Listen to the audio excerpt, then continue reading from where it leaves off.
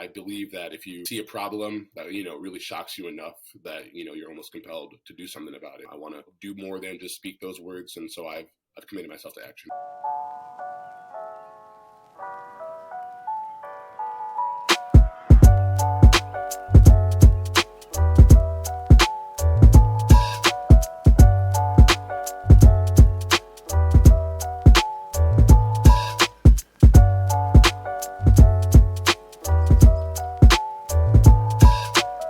What's going on, everyone? Welcome back to another episode of Sideline Stories. Today I'm here with Anthony Walsh, current law student and author of the Hockey is for Everybody series. How are you doing today, Anthony?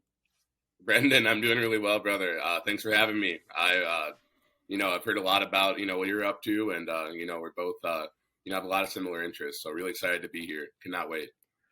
Yeah, I appreciate you taking the time. Can you just start with a quick introduction of yourself? Yeah. So my name is Anthony. Obviously, I was a former youth hockey player. I played high school hockey and a bit of college and juniors, all that kind of stuff. And then undergrad, all that, and, did some other stuff. Ended up in Washington, D.C., for a couple other reasons, not, very important reasons, but we can talk about that later. And then after that, I found myself, being really just kind of like distraught at the state of the world when I saw what happened to George Floyd. I was living in Washington, D.C., but being from Minneapolis, having, growing up just around that similar area, it just was kind of shocking. And I would always wear this shirt because I'd interviewed with the Hennepin County Attorney's Office. And, from that point on, I would wear it walking around before, that had happened. After that had happened, I would get stopped in the street. People would be like, oh my God, blah, blah, blah, Hennepin County, that's where George Floyd, was killed, blah, blah. And so, I was just like, wow, like this is crazy. This is a spotlight time for somebody to do something. I have such a multicultural background. I'm a transracial adoptee. A lot of my family members are of all different religions and ethnicities and sexual orientations, etc. And so, I've always found it really, it's been just part of my life to be in a diverse setting, all these kind of things like that. So I found myself moving back to Minnesota, transferring law schools, just feeling really compelled to really do something. So that included then, writing this children's book that had come from, the experiences that I'd had as a youth hockey player. A lot of really good stuff, some bad stuff.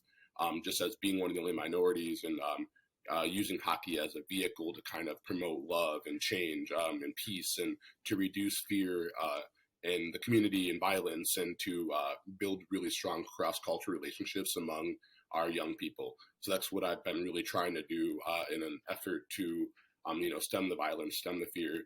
And, I believe that if you see a problem that, really shocks you enough that, you're almost compelled to do something about it. So, I want to, do more than just speak those words. And so I've committed myself to action as well. So. Absolutely. And I think there's a lot of powerful things you said there, and I'm excited to kind of hear more about them. I guess one question that I had right away is, what inspired you to write Hockey is for Everybody? Was it based on personal experience? And kind of the second part to that question is, why a children's book? Like what made you want to write a children's book and not a memoir or a autobiography or a book kind of that maybe an adult would read? Right. Well, I'll kind of take that a little bit backwards in a way. So a children's book, like adults do read, just because a lot of times they're going to be reading that to their kids in that sense. Mm-hmm. So, and it's really interesting as well, like where you do mention a memoir or something where honestly, like, you might read quite a bit being, having a law background, a little bit of history background, all that kind of stuff. But a lot of people don't read, right? So the fact that, like, maybe I could put this message into something like a memoir or whatever, it might not reach as many people as well. So then a children's book, also because you have to be carefully taught. There's this movie back in the day, it was called South Pacific. And, there was just this woman had to learn to unlearn her ways that she had learned in the South to be with this man who had children that were of mixed race ethnicity and all these kind of things. And so part of that was a song called You Have to Be Taught. and in that, you know, you have to be taught before you're 6 or 7 or 8 to hate the ones who your relatives hate. You have to be carefully taught, and that, in a sense, you know, has always struck me as being like, like, um, you know, people are taught to do these kind of things, right? You know, children do not just inherently not like other children. You know, there's usually mom, dad, aunt, uncle, grandma, grandpa, right? That starts to kind of plant this seed of, you know, discontent between, you know, their friends or something like that they had, and being like, oh, you shouldn't be hanging out with so and so, or, you know, et cetera, because of this or that. And then that starts to, you know, create that division. So, you know, for that reason. And then, yeah, like personal experiences that I had growing up and playing for youth hockey in Edina, playing high school hockey in Edina. You know, like I had a lot of incredible friends and a lot of incredible people that I was surrounded with, and, you know, allies that helped me through that situation. So, you know, this book is also, right, like basically talking about like that message, right, where, you know, like one, identifying a problem, owning it, and moving forward, but also like the power of an ally and like what that can also do for you. So, yeah, I just found myself, you know, really just using those personal experiences. I had a buddy of mine, you know, growing up, his name is Matt. He played, you know, a huge role, obviously, in my life. Just we always have played on teams together, and you know, when these things would happen, you know, him and other teammates as well, you know, would come to my defense. And so, yeah, I just felt like, you know, this was a story that could bring people together, and, you know, it's about bringing people together when so much of what we see today is about dividing people. So I just Mhm. really wanted to kind of change that narrative and to, you know, use my personal story and my background to spread a positive message.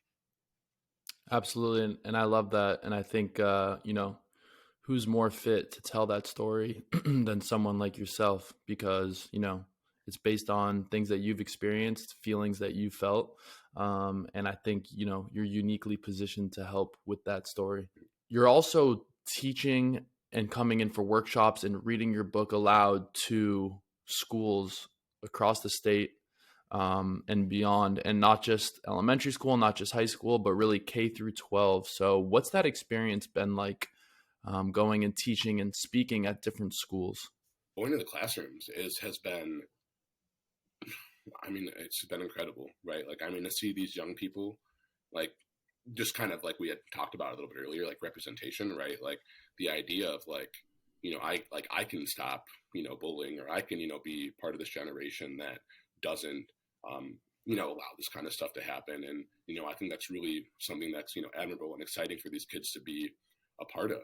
And like, you know, there's always maybe going to be a group of people that, you know, don't want to, you know, believe in, you know, treating everybody the same, all that kind of stuff, right? But like, I do think that, you know, that is slowly again, you know, changing or moving in a stronger direction. So, I mean, to be in classrooms with kids and to be able to see, you know, that light bulb go off for them, and, you know, to hear them, you know, after, you know, texts from teachers being like, these kids are still talking about these, you know, your book and all this kind of stuff like that, or like, you know, people are, you know, speaking out, like, you know, being like, oh, like, you know, I'm gonna, you know, kind of like acting out parts of it so that, like, you know, they're, because it, so just that's really fun, because ultimately I see that again is like, you know, changing lives.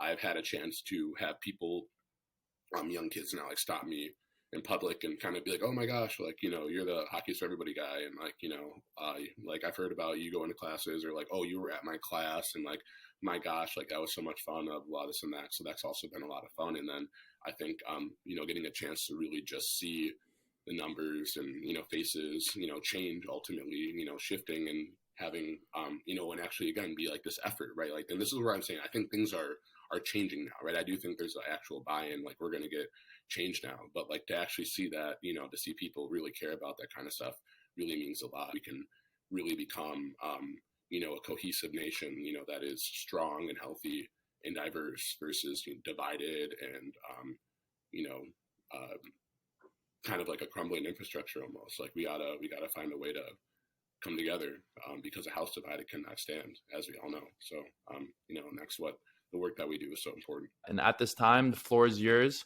If you want to add anything else, or let people know where they can find you to follow along with your journey. Yeah, you know, I want to say be the person that you needed when you were younger. That's a really big thing. So, and then you can follow me at Charles and JLLC on Instagram, TikTok, Twitter, etc. Twitter, it's Charles N JLLC, and Then also Hockey is for Everybody is also another page that you can find me at. You can also find me on Amazon if you want to find the book there.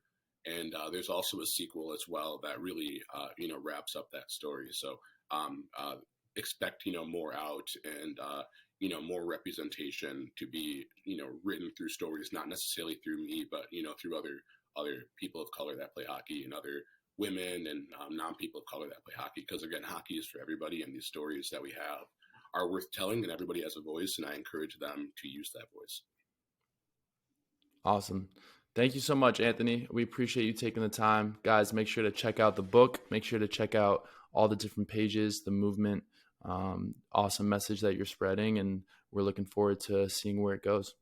Thank you so much. And also check out the Hockey is for Everybody podcast on Youth Hockey Hub on their platform. So, we want to have you on sometime, Brendan. That'd be awesome. I'd love to come on. Thank you, man. Thank you, brother.